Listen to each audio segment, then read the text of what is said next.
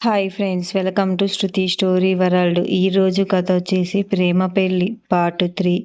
వైశాలి శశికు కొంత మందులు ఇచ్చి అతనిని సోఫాలో పడుకోబెట్టింది. శశికు కూడా కొంత నొప్పిగా ఉండటంతో అతను వైశాలిని ఆపలేదు. ఆ తరువాత వైశాలి క్యాబిన్ అంతా చెల్లా చెదురుగా పడి ఉన్న గాజు ముక్కలన్నిటిని తీసేయడం మొదలుపెట్టింది. అప్పుడు శశి వైశాలిని, ఇదంతా ఎందుకు చేస్తున్నావు? సహాయకుల్ని పిలువు అని చెప్తాడు. వైశాలి శశిని బాధ పెట్టినందుకు ఇంకా ఏడుస్తూనే ఉంది. అందుకే ఆమె గొంతు కూడుకుపోయింది. వైశాలి, సార్ నేను చేస్తాను, ఏమైనా ఇదంతా నా వల్లే జరిగింది అని అంది. వైశాలి గొంతు బొంగురు పోవడం విని శశి బాధపడ్డాడు. తను ఆమెను మరీ ఎక్కువగా కోపం తెచ్చుకున్నాడు అని ఆలోచించాడు. అతను ఎలా క్షమాపణ చెప్పగలరు?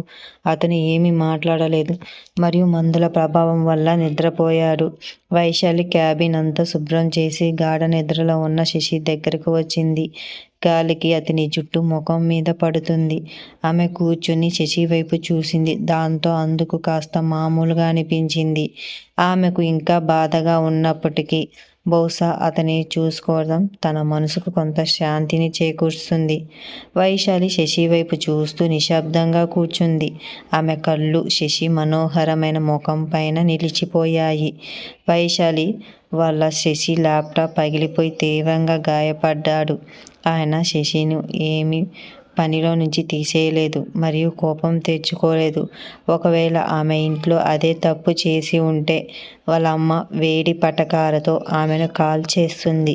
ఈ విషయం ఆలోచిస్తూ వైశాలి తన హృదయంతో శశికి ఒక ప్రత్యేకమైన స్థానాన్ని ఏర్పరచుకుంది. వైశాలి మనసులో ప్రేమ దొరకకపోతే బయట వారి నుండి లభించే కొద్దిపాటి ఆప్యాయతకు అది ప్రభావం అవుతుంది. వైశాలి కూడా అదే పరిస్థితిలో ఉంది. ఆమెకు శశి అంటే పిచ్చి ప్రేమ. కానీ అతని కోసం తన హృదయంలో ఒక ప్రత్యేక స్థానాన్ని ఏర్పరచుకుంది. బహుశా అందుకనేమో ఆమె చేతిలో శశి వైపు వెళ్ళాలి. మరి అతని ముఖం మీద పడుతున్న జుట్టు ఆమె ప్రేమగా పక్కకు జరపడం మొదలుపెట్టింది. వైశాలి ముఖంపై చిరునవ్వు విరిసింది. ఆమె శశి చెంపను తాకింది. వైశాలి తన గుండెల్లో ఒక వింత అనుభూతి, ఒక విచిత్రమైన గిలిగింత కలిగింది. కానీ వైశాలి స్పర్శకు శశి మేల్కొన్నాడు. వైశాలి అల్లి తన చెంపను చీసి, ఏం చేస్తున్నావ్ అని అరుస్తుండగా వైశాలి తన చేతిని విదిలించింది. శశి తన చేతిని బదిలించగానే ఆమె హృదయంలో వికసించిన చిన్న పూల స్థానంలో ముళ్ళు మురిశాయి. ఆమె గుండెల్లో తీవ్రమైన నొప్పి కలిగింది. కళ్ళల్లో భయం ఏర్పడింది. ఆమె శశి వైపు చూస్తూ ఉండిపోయింది. బహుశా అతని చెంప మీద ఏదో పడి ఉంటే వైశాలి దాన్ని తీస్తుండగా ఆ క్షణంలో అతని కళ్ళు తెరుచుకున్నాయి. అతను దాని గురించి ముందు తెలుసుకోవాల్సింది. కానీ ఇప్పుడు జరగాల్సిన నష్టం జరిగింది. మరి ఇప్పుడు ఏం చెప్పాలి? ఇంకా మిగతా విషయాలే కాదు, ఎలా క్షమాపణ చెప్పాలి? మానవ మనసు కూడా భిన్నమైనది. అది ప్రతిదాని గురించి ఎంతగా ఆలోచిస్తుందంటే కాలం గడిచిపోతుంది. శశి విషయంలో కూడా అదే జరిగింది. వైశాలికి అవమానాలు ఎదుర్కోవడం అలవాటైంది. దెబ్బలు తినటంతో ఆమె మొద్దుబారిపోయింది. దానితో పాటు తన ఆత్మగౌరవాన్ని కూడా కోల్పోయింది. అందుకే ఆమె లేచి నిలబడి కన్నీళ్లు తుడుచుకొని తల వంచి క్షమాపణ చెప్పింది. సార్, ఇది పొరపాటున జరిగింది. మళ్ళీ ఇలా జరగదు. మీకు మందులు వేసుకునే సమయం అయింది. దయచేసి వేసుకోండి. నేను మీకు తినడానికి ఏదైనా తీసుకువస్తానని చెప్పి వైశాలి అక్కడి నుండి వెళ్ళిపోయింది. కొద్దిసేపటికి వైశాలి ఇంకా కళ్ళు మూసుకొని కూర్చున్న శశి కోసం తినడానికి ఏదో తీసుకువచ్చింది. వైశాలి శశి వైపు ఆందోళనగా చూసి, ఇప్పుడు మీకు పర్వాలేదా అని అడిగింది. శశి కళ్ళు తెరిచి వైశాలి వైపు చూశాడు. వైశాలి కళ్ళు కొద్దిగా ఉబ్బి ఉన్నాయి. ఆమె ఏడ్చి వచ్చిందే అని శశికి అర్థమైంది. కానీ అతను ఏదైనా అనేసరికి వైశాలి, నేను డాక్టర్ని పిలుస్తాను అని చెప్పింది. ఆ తర్వాత ఆమె టేబుల్ వైపు నడవడం మొదలుపెట్టింది. శశి వైశాలిని ఆపి, నేను బాగానే ఉన్నాను అని చెప్పాడు. దానితో వైశాలి ఆగి, మీరు ఆహారం తినండి సార్, తర్వాత మందులు తీసుకోవాలి అని పళ్ళం శశి వైపు ఉంచుతూ చెప్పింది. శశి వైశాలి వైపు తదేకంగా చూశాడు. వైశాలి మాటలు అతన్ని కదిలించాయి. ఆమె చెప్పినది అతనికి పూర్తిగా అర్థమైంది కానీ అతను ఏమీ మాట్లాడలేదు. కేవలం తల అడ్డంగా ఊపాడు. నేల మీద మోకాలి ఉన్న శశి దగ్గరికి వైశాలి మెల్లగా వెళ్ళి అతనికి తినిపించడం మొదలుపెట్టింది. కానీ వైశాలి శశి వైపు కనీసం చూడలేదు. వైశాలిలోని మంచితనాన్ని, ఆమె కోపాన్ని రెండింటినీ గ్రహించగలిగాడు. మరియు మొదటిసారిగా అతనికి ఒక అమ్మాయి పట్ల ఏదో ఒక భావన కలిగింది.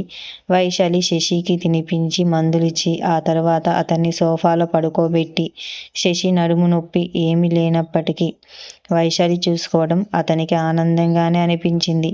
అందుకే అతను ఆమెను ఏమీ ఆపలేదు. అప్పుడు వైశాలి మిగిలిన గిన్నెలు తీసుకుని వెళ్ళిపోయింది. శశి వైశాలిని ఒక ఫైల్ తీసుకురా అని చెప్పాడు. వైశాలి వెంటనే ఫైల్ తీసుకువచ్చింది. శశి లేవబోతుండగా వైశాలి అతని పక్కన కూర్చొని నువ్వు పడుకో, నువ్వు ఏం చేయాలో చెప్పు, నేను చేస్తాను అని అన్నది. శశి హృదయంలో ఆప్యాయత వెల్లువెత్తింది. వైశాలి కూర్చోవడం అతనికి ఇష్టం లేదు. కానీ ఆమె తన పక్కన కూర్చోడం వల్ల తాను ఆ సమూహానికి చెందిన వాడనే భావన కలిగింది. అందుకే అతను ఆమెకు అంతరాయం కలిగించలేదు. మన వాళ్ళు మాత్రమే మనల్ని కించపరచకుండా ప్రేమగా మన పక్కన కూర్చుంటారు. సోఫాలో ఎవరైనా కూర్చోవచ్చు. అప్పుడు వైశాలి శశి ఏం చేయాలో చెప్పడం మొదలుపెట్టాడు. వైశాలి పని చేయడం ప్రారంభించింది. అప్పటికే సాయంత్రం అయింది. పని విషయంలో శశి వైశాలి మధ్య మంచి అవగాహన ఏర్పడింది. వైశాలికి కూడా పని బాగా అర్థమైంది. ఈలోగా వైశాలి శశికి మందులు, నీళ్లు, జ్యూసు అన్ని సమయానికి ఇస్తూ పూర్తి జాగ్రత్త తీసుకుంది. ఈ సమయంలో అంతా శశి సోఫాలో పడుకొని ఉండగా వైశాలి అతని పక్కన నేల మీద కూర్చుంది. ఈరోజు ఏ పని చేయలేకపోయినా శశి ఒక రకమైన సంతృప్తి కలిగింది. వైశాలి శశితో కంటి చూపు కలపకుండా ఉంది. అది శశికి నచ్చలేదు. కానీ అప్పటికే 5:30 అయింది. శశి సమయం చూసి నీ సమయం అయిపోయింది, నువ్వు ఇప్పుడు వెళ్ళవచ్చు అని అన్నాడు. వైశాలి కూడా సమయం చూసి సార్ మీరు కూడా ఇంటికి వెళ్ళాలి కదా, ఎలా వెళ్తారు అని అడిగింది. నేను ఈరోజు ఇంటికి వెళ్ళను, ఇక్కడే ఉంటాను అని శశి చెప్పాడు. వైశాలి ఆందోళనగా ఎందుకు సార్ అని అడిగింది. శశి ఎందుకంటే నేను నడవలేకపోతున్నాను, కానీ సరిగ్గా అమ్మ నన్ను ఇలా చూస్తే చాలా బాధపడుతుంది. కానీ సార్ మీరు రాత్రంతా ఇంటికి వెళ్ళకపోతే మీ అమ్మగారు ఆందోళన చెందుతారు కదా అని వైశాలి చెప్పింది. వైశాలి నువ్వు రాత్రంతా ఇంటికి వెళ్ళకపోతే మీ అమ్మకి కోపం రాదా అని అడుగుతాడు. శశి ఆ అమ్మాయి అలా చేస్తుంది కానీ ఆమె నా పనిని, నా కలలను కూడా అర్థం చేసుకుంటుంది. అందుకే ఆమె ఎక్కువ కోపం తెచ్చుకోదు. వైశాలి ముఖంపై విషాదకరమైన చిరునవ్వు మెరిసింది. తను 5 నిమిషాలు ఆలస్యమైన ఇంట్లో పెద్ద గొడవ జరిగేది. తను పోలీస్ ఉద్యోగం చేయాలనుకుంది కానీ పోలీస్ ఉద్యోగంలో రాత్రిపూట కూడా డ్యూటీలో ఉండాలి. రాకపోకలకు సమయం ఉండదు. అందుకే తన ఉపాధ్యాయ ఉద్యోగం చేయాల్సి వచ్చింది. అలా కుటుంబ సభ్యుల వల్ల తన కలలను వదులుకొని ఉపాధ్యాయ వృత్తిని ఎంచుకోవాల్సి వచ్చింది. ఏదేమైనా కొంతమంది మేధావులు ఉపాధ్యాయ ఉద్యోగాన్ని అమ్మాయిల పేరు మీద పేమెంట్ చేస్తారు. అమ్మాయికి ఒకే మంచి ఉద్యోగం ఇది. ఉపాధ్యాయ ఉద్యోగం సమయానికి రావాలి, సమయానికి వెళ్ళాలి. ప్రపంచంలోని ప్రజలు అమ్మాయిలు ఒక అబ్బాయిలకు మరోలా నియమాలు ఎందుకు పెట్టారో ఏమో. అలా వైశాలి మనసులో ఆలోచనలో మునిగి ఉండగా శశి నువ్వు వెళ్ళు, ఆలస్యం అవుతుంది, లేకపోతే నీ బస్ మిస్ అవుతుంది అని చెప్పాడు. వైశాలి ఆలోచనల నుంచి తేరుకొని లేదు సార్, నేను కూడా ఈ రాత్రి మీతో ఇక్కడే ఉంటాను. మీకు ఏదైనా అవసరమైతే మీతో ఉండటానికి ఎవరో ఒకరు ఉండాలి కదా అని చెప్పింది. శశి వైశాలి వైపు అలా చూశాడు. వైశాలి నిజంగా అంత సామాన్యురాలు అయిన అమ్మాయి. శశి యొక్క ప్రవర్తన ఆమె గురించి అతనికి సందేహాలు కలిగించింది. కానీ వైశాలిలో దాగి ఉన్న బాధ శశికి తెలియదు. అతి పెద్ద కష్టంలో కుటుంబం నుండి కూడా మద్దతు లభించని వ్యక్తి కష్టంలో ఉన్న మరొకరిని ఎలా వదిలించుకోగలరు? ఈ విషయం వైశాలికి బాగా అర్థమైంది. కష్టంలో ఎవరైనా శారీరకంగా సహాయం చేసినా చెయ్యకపోయినా మానసికంగా కొన్ని ప్రేమ మాటలు చెబితే బాధంతా పోతుంది. ఇదే ఆలోచనతో వైశాలి శశి దగ్గర ఉండాలని నిర్ణయించుకుంది. శశి ఒంటరిగా ఉంటే అతని దృశ్యం పదే పదే బాధ వైపు మళ్ళుతుంది. ముఖ్యమైన విషయాల గురించి మాట్లాడటానికి అతడి దృష్టి మళ్ళుతుంది. వైశాలి నిర్ణయం వారి హృదయాల్లో ఒకరినొకరు కొత్త స్థానాన్ని సంపాదించుకుంటారా లేదా? ఇది తెలుసుకోవాలంటే నా ఛానల్ని వెంటనే సబ్స్క్రైబ్ చేసుకోండి ఫ్రెండ్స్.